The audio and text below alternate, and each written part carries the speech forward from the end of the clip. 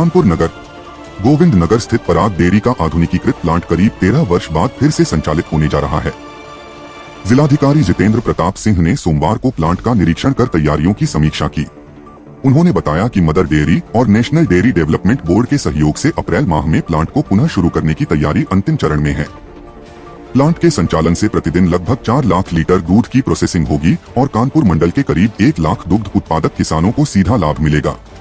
जिलाधिकारी ने बताया कि वर्ष 1962 में स्थापित पराग डेयरी प्लांट कानपुर ही नहीं बल्कि पूरे मंडल के प्रमुख और सबसे पुराने डेयरी प्लांटों में शामिल रहा है। वर्ष 2013 में विभिन्न कारणों से इसका संचालन बंद हो गया था। इसके बाद प्रदेश सरकार ने इसके आधुनिकीकरण का निर्णय लिया। इसी क्रम में नेशनल डेयरी डेवलपमेंट बोर्ड की इकाई Indian dairy machinery corporation limited Anand Gujarat के माध्यम से प्लांट का पुनर्विकास और उन्नयन कराया गया है। इस परियोजना की कुल लागत 160.64 करोड़ रुपए है और इसका वित्त पोषण राज्य योजना के अंतर्गत किया गया है। उन्होंने बताया कि अत्याधुनिक तकनीक से सुसज्जित इस डेयरी प्लांट में दूध की प्रोसेसिंग के साथ विभिन्न दुग्ध उत्पादों का बड़े पैमाने पर उत्पादन और पैकिंग की व्यवस्था विकसित की गई है। प्लांट में प्रतिदिन लगभग 1.50 lakh litre packed milk, 20 metric tonne milk powder, 1 tonne paneer तथा 8 टन देसी घी के उत्पादन की क्षमता स्थापित की गई है। विभिन्न विलेज लेवल कलेक्शन सेंटरों से दूध संग्रहित कर यहां प्रोसेस किया जाएगा, जिससे क्षेत्र के दुग्ध उत्पादक किसानों को अपने उत्पाद का बेहतर बाजार और समय पर भुगतान मिल सकेगा। जिलाधिकारी ने कहा कि प्लांट के शुरू होने से उपभोक्ताओं को उच्च गुणवत्ता वाला, परीक्षणित और सुरक्षित दूध तथा दुग्ध उत्पाद उपलब्ध होंगे। साथ ही किसानों को दूध का पारदर्शी और समयबद्ध भुगतान सुनिश्चित किया जाएगा। पराग ब्रांड की पहचान और गुणवत्ता को भी यथावत बनाए रखा जाएगा। उन्होंने कहा कि सहकारी क्षेत्र ने देश में दुग्ध उत्पादन बढ़ाने में महत्वपूर्ण भूमिका निभाई है और सरकार इस क्षेत्र को निरंतर प्रोत्साहित कर रही है। ऐसे में पराग डेयरी प्लांट का पुनः संचालन कानपुर मंडल में दुग्ध उत्पादन और डेयरी विकास को नई गति देगा। कानपुर से ब्यूरो सुमन मिश्रा की रिपोर्ट।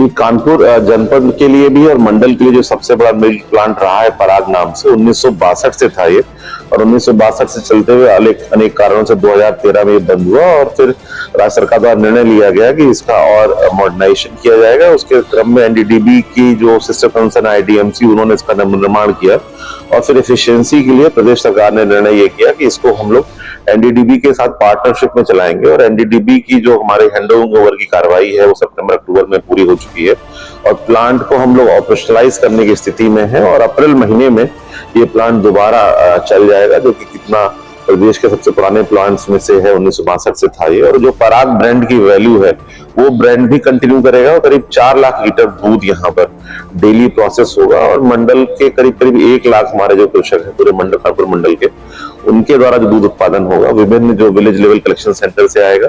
दूसरा इसका लाभ ये है कि जो कंज्यूमर्स को एक बहुत अच्छी क्वालिटी का मिल्क मिल सकेगा जो टेस्टेड होगा, जो किसी प्रकार के उसमें प्रिजर्वेटिव्स या अन्य प्रकार से जो हार्मफुल केमिकल संभव है वो नहीं होंगे। और तीसरा, किसानों को इमीडिएट पेमेंट भी मिल सकेगा। कोऑपरेटिव सेक्टर का बहुत अच्छी प्रगति रही है भारत में अनेक राज्यों में और उसी क्रम में भारत सरकार ने और राज्य सरकार ने काफी इस पर बल दिया है।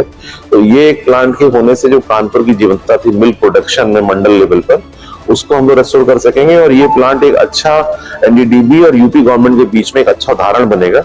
दोनों की पार्टनरशिप से जो करीब 160 करोड़ की लागत से नया इसमें लगा है और वो प्लांट पब्लिक को फायदा करेगा, किसानों को फायदा करेगा और अच्छी क्वालिटी का दूध मिल सकेगा। एक और इसका लाभ हो सकता है कि जो अनेक प्रकार के अलग अलग भैंसों के चट्टे वगैरह रहते हैं कानपुर, जिससे प्रदूषण या अन्य समस्याएं भी आती हैं, तो वो भी इस पे हम लोग कंट्रोल कर सकेंगे। जो कंज्यूमर को अच्छी क्वालिटी का मिल्क मिलेगा तो वो अनावश्यक चट्टों पर निर्भरता उसकी कम हो जाएगी।